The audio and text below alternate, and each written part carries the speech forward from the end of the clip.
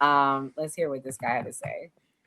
So I didn't plan on this being a two-part video, but there's so much that needs to be said. And this part right here is really important because I don't think a lot of people understand this part. We're just going to wrap this whole video up in a nice little bow by explaining why this is happening right now, why I believe this is happening right now. Many of you may not have known this or may not have been paying attention, but during the Christmas holiday, Epstein files were released. People want to say there was the same ones. It wasn't. Oh my fucking God, the Epstein files. It never and they were all redacted. Oh, it never ends. Somebody got smart and realized that our government is absolutely retarded and made it so that you could actually copy and paste the redactions into another document and see what was redacted. Oh, look at this pesky redaction. Let's just get rid of that. That is insane. This is what happens when you fire government. And sure enough, guess who came out in a lot of those redactions? That's right. It was revealed that Trump and a lot of these people are in fact in the files. And there's some pretty horrific things in there. And then coincidentally, the next day, people realized that a lot of those files that were there the night before were now not there. And it was speculated that they were working overtime to delete those files during the Christmas holiday while everybody was not paying attention. So what do I think happened? What I think happened is Israel released some of that blackmail and said, this is what you're going to do, or there's going to be more. Remember, they were saying, oh, we found 1 million plus more. That was the threat to these people that are in those files. And the blackmail ring continues to control and puppeteer all of these world leaders, including, yes, our administration. And they keep making these moves on behalf of Israel, not on behalf of America. This is not an America first move. This is a move for Israel. That's why Bibi Netanyahu continues to say that Trump is the best friend that Israel has ever had. I've said, and I'm going to repeat it again, because it's so true. President Trump is the greatest friend that Israel has ever had in the White House. Donald Trump is the greatest friend that the state of Israel has ever had in the White House. You are the greatest friend Israel has ever had in the White House. I have to say that I never had a friend, even close a friend, as President Trump in the White House. We've never had a friend like President Trump in the White House. It's not even close. And have you seen Trump's demeanor when he says that? Donald Trump is the greatest friend that the state of Israel has ever had in the White House. You are the greatest friend Israel has ever had in the White House. I've never had a friend, even close a friend, as President Trump in the White House. We've never had a friend like President Trump in the White House. It's not even close. So yeah, I definitely think it's a possibility that this has been the plan. And the reason I say this also is because when I posted about going to war with Venezuela on the 17th of December, the reason why I did is because I actually heard from somebody fairly high up that that was the case, that we were actually already there. So we've been there. It's not, the public is just finding out, but I've known that for a long time. And so I think there's an absolute possibility that a plan was presented to Trump and Trump said, absolutely not. We're not going to do it. I think there's still a chance that he's not just part of this Zionist agenda and he really is just blackmailed and completely held by his balls. And I think he may have pushed against it, and that's why it took so long. And as he was pushing against it, and as he was saying, and as he was refusing to bow down again and be the greatest friend to Israel in the White House, Israel decided to leak some of those files and decided to show them what they had and say, if we can show this to the public, imagine what else we have on you. Because the reality is all of those files came out, but then weirdly enough, it's like everything just went away. It's like people just stopped talking about it. The influencers that were posting about it stopped. The media outlets that were posting about it stopped. It's almost like it was leaked just enough to like scare somebody. And then as he made the decision, okay. All right. Rippy, Are they blackmailing him into going into Venezuela? I was like, damn, I don't want to ask Ruby about this clip. I forgot what it was about. My bad. No, it's all cool. I'll dial it back. Everybody know how I feel about the whole Israel thing. I know. That's why I was like, oh man, I wasn't trying to set him up. I was like, I was saving the Rothschild one for Mia. But at this point, I remember back in July, it was either June or July, when they asked Trump about the Epstein files. He looked at the people and said, "Are y'all still talking about the Epstein files?" And everybody I got mad at him. I'm like, "Yes, we are still talking about it because it needs to be released." At this point, I'm like, I don't even care anymore, man. I'm so sick of that. All this garbage. Like, it's every single time they bring it up runs to a fucking brick wall. Nothing ever comes out of it. It's all just complete destruction. Maybe Trump has something on Bibi Netanyahu. Maybe he has something on Israel, because I think everybody in this call know how they can be. This is all in the art of the deal and in the art of war. Like, everything that we're seeing, I think Trump is really, I don't want to give him that much credit, but I do see him in sync with the art of the deal and the art of war here. Yeah, Trump is very intelligent. Yeah. But the other argument, the other reactions I was hearing, guys, was Trump said no new wars. I'm about to play this clip and then let Mia go next. Kidnaps Nicolas Maduro, bombs Venezuela, and the people who voted for Trump because they believed that he was going to end regime change wars and regime change efforts like this one are celebrating this clear and egregious violation of international law. Y'all know Tim Toole, the devil's favorite fool Poole, had to give his opinion, saying that the U.S. economy is about to boom, tons of free oil heading our way. But in 2019, ladies and gentlemen, he put ending regime change wars as one of his top 3 issues. And this is while Trump was still in power. Then you got this dumb bastard, Matt Walsh, who might hold the record for the worst opinions on X, saying that he's a reflexive non-interventionist, but then in the same post admits that he believes that America should just run the whole hemisphere and that we should be able to conquer whatever quote-unquote dictator we so choose. Bruh. So basically, you're non-interventionist until it's time to be interventionalist. Like I said, record setter for the worst opinions on X. Then you have Tulsi Gabbard, perhaps the greatest disappointment. Just 2 months ago, talking about how in times recent past, the U.S. was known for toppling governments, regime change, spending millions and millions of dollars on failed regime change efforts. Bro, going as far back as 2019 while Tulsi was running for president herself, she said the United States needs to stay out of Venezuela. And we all know nothing has changed since 2019 up until this point. For decades, our foreign policy has been trapped in a counterproductive and endless cycle of regime change or nation building. It was a one-size-fits-all approach of toppling regimes, trying to impose our system of governance on others, intervene in conflicts that were barely understood, and walk away with more enemies than allies. President Trump was elected by the American people to put an end to this.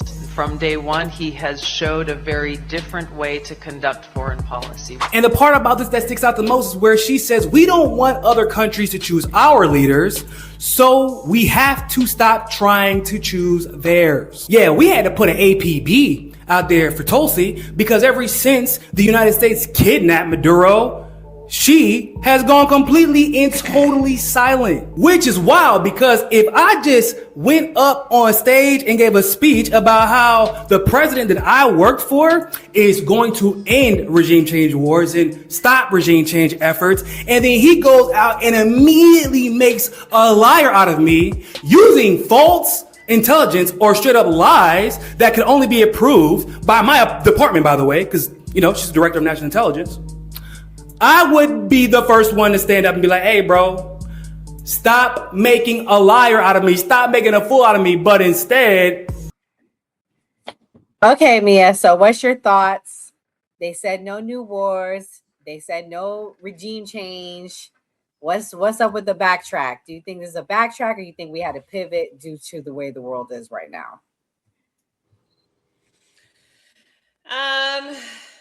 I think it's just a Donald Trump thing. Honestly, I think he enjoys the spotlight. I think he wants all eyes on him, and I think he just doesn't care. It's super easy when your sons and daughters and granddaughters and grandsons don't have to fight wars. It's easy when you're removed. I mean, he's part of a different class of people. I mean, my son's 15. In a couple years, if we get into World War III, whose son's getting drafted? Not Donald Trump's grandkids. I mean, you know what I mean? It's going to be my son that has to go. So, I mean, it's super easy to want to make these moves, but when you're so far removed from the situation, you don't care. And like, yeah, I mean, is Maduro crappy?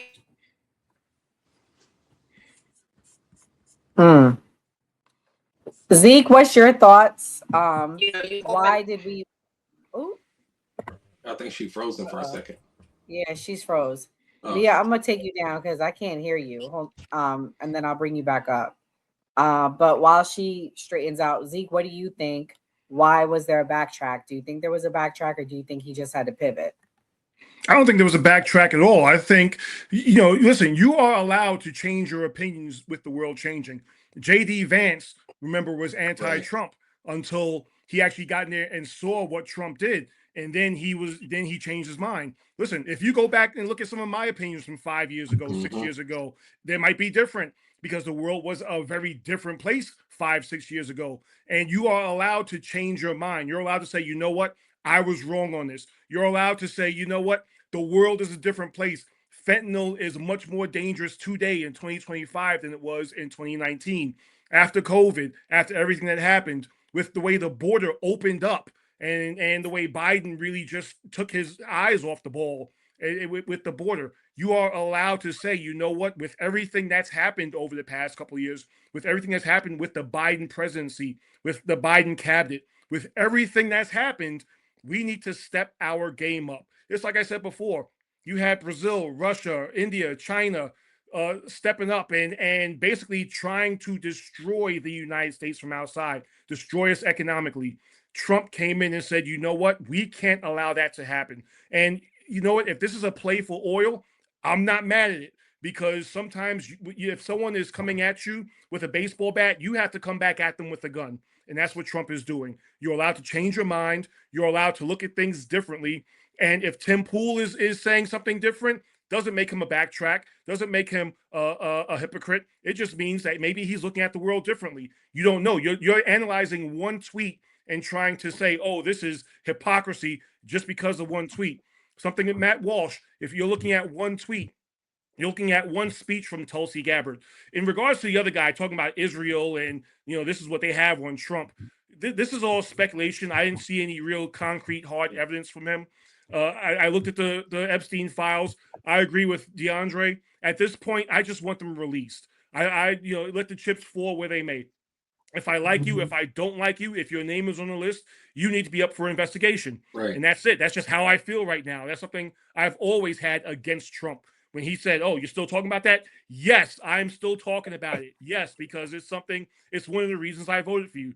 However, I do think the height of hypocrisy is the fact that you had Democrats for the past couple of years who gave up on the Epstein files, didn't say a word about it. And now that Trump is in office, now that Trump's talking about it, now all of a sudden they have an interest in it.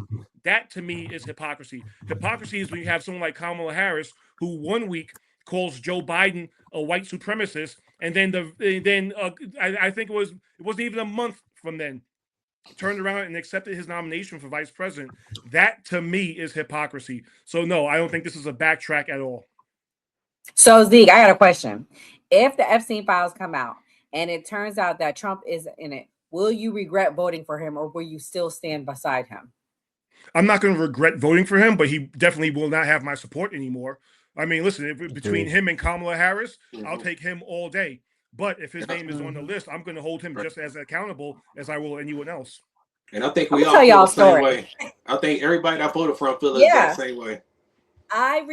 This Venezuela thing disappointed me because he ran on no new wars, no regime changes. He ran on that. He said that multiple times. So I was like, this is not what I voted for. However, that tranny thing came out this week, and I'm like, oh yeah, this is what this. No, it's all good. It's all good. We had to keep men out of women's sports, and honestly, that was really the watershed moment. So I agree with you.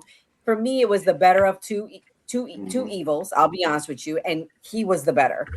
Mia, you're back.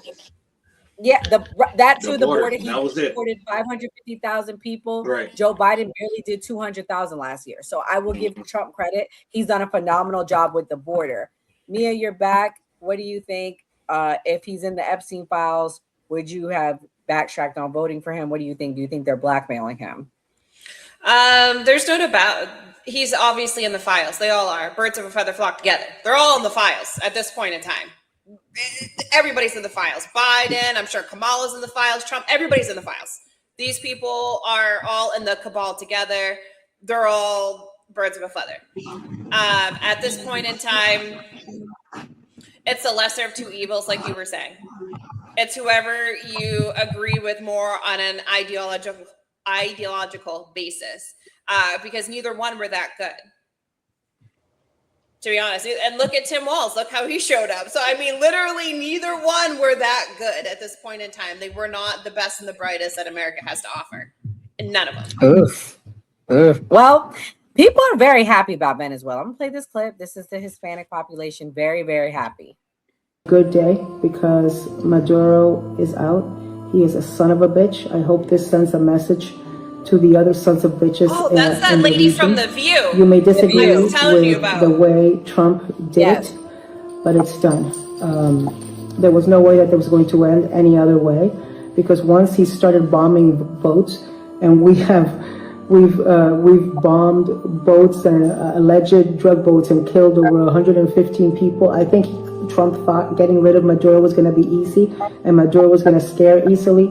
He didn't. It took him doing this. So yeah, he did it without congressional authorization. This was an act of war. All of these things, but it's now done. I think it doesn't escalate from here, because the objective of this was to get Maduro out.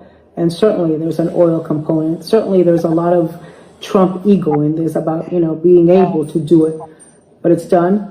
And I, for one, I am very happy that Maduro is out. And I pray and hope for the freedom and peace. So, King, was this to get the Hispanic Latino vote from the Democrats? She's a very strong leftist. She's part of The View. She's one of the people that were like anti-Trump, and now they're celebrating. I have personal friends that had on the fence about Trump. Oh, he left. Kamal, I'm gonna ask you that question. Do you think this was a way to get the Hispanic vote? Shit, it might have been, but I feel like just from the Democrats to the Republicans, everybody just playing the game, man. They just getting in where they fucking fit in at this point. You feel me? That's just how I see it. You know what I mean? And you do have the right to change your mind once you get certain information, but at sometimes it be looking like, all right, y'all don't really change your mind. Y'all more about just worry about your pocketbooks. That's how I be seeing it. So, all right, King, you good? Yeah, I'm good. I don't know what's going on today. We just having all types of technical difficulties. Right. I know. It's a struggle. It's a struggle today. Same question, King. Was this a way to get the Hispanic vote, you think? I think it's a yes and no. And the reason why I say a yes or no, because you have a portion of the population that is absolutely disgusted at what has been going on so far as deportation. And then you have the Hispanic group that's particularly like in Florida, when you talk about the Cubans and stuff like that are absolutely, head over heels for stuff like this. So I think it's a yes or no question when you ask that, because it just depends on who you're asking and what issues are core to who they are and what they feel at this current moment. I mean, if I ask somebody that recently just had some family that they really, really care about deported, do you think I don't think they're going to care about what's going on in Venezuela right now. But if you ask some people that have fled from that area because of what's going on, they're probably ecstatic, head over heels, happy about what's going on. So I don't think I don't think it's helped, but I don't think it has damaged either. if that answers the question. I can tell you for a fact, I have friends that have people deported from Venezuela, and this has changed their view of Trump. This has pushed them in a more positive view of Trump. They literally just had family deported last year, at the end of last year, and now they're like, "Oh yeah, I'm back. Trump is great. I'm happy." They're overlooking it because they want to be me with too. family. Me too. Yeah, you heard the Because same thing. because at the end of the day, it's not to get like he already has Hispanic support. I mean, the two main things that he ran on, and the reason why people's main issue last year was immigration and the economy, and he still got the 50% of Hispanic men to vote for him. And it's constantly keep going up. At the end of the day, he already has the Hispanic support, and they love it. I have friends from Venezuela. I have friends that live in Venezuela right now that are extremely happy about this stuff. So I don't think it's to get the Hispanic vote because he already has it. And I'm just going to disagree with Mia for 1 second and say Trump was the best person to run, and I think he's doing a fantastic job. He's a hell of a candidate. He's a hell of a president. The best first year in presidential history, in my opinion. I think only time would tell with that, though. I think with the elections, I think the people get to speak about how they feel, and just across the board when we talk about elections, it don't seem like the people are too happy about what's going on when we talk about historic wins for Democrats. And 2026 in November is going to be a very interesting time for both parties, because then then we both get to see how the people truly feel, and if they really support what this president has been doing, then the Republicans will have no problems with retaining their majority in both houses, in both chambers. I agree. I feel like that's when we're going to see the real results on how Americans feel. That's a great point. And then the final topic on this, where are there really grugs? Where are there